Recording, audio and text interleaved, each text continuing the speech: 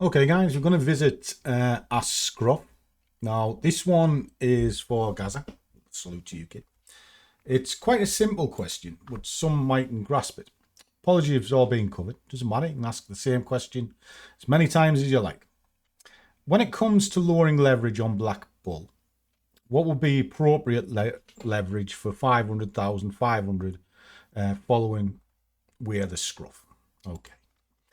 There isn't a set criteria to what leverage you have. Now, I'm a big believer in the lower the leverage, the better. Now, let me kind of explain. If you've got, say, a £500 account and you've got 500 to 1, which BlackBull will give you, which is why I use it, it means I can open any asset I want. Any asset. So I can trade the DAX, I can trade the Dow, I can trade gold, because the leverage is allowing me to open up a position.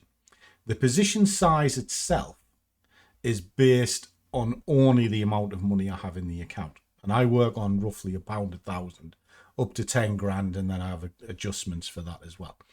Now, what this is allowing you to do is trade quite freely without the worry of a margin call.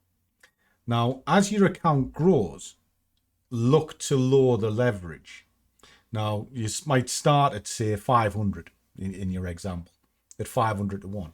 Well, for every 500 you put into your account, drop the leverage down by 50. So instead of being at 500 to 1 leverage, be 450 to 1 or 400 to 1, whatever. And the reason why you're lowering the leverage is because eventually you're going to see a trade that you think is, this is the one. It's a banger. And because you've got the leverage, you'll put a bigger position on than you normally would. And that's the position that'll kill the account.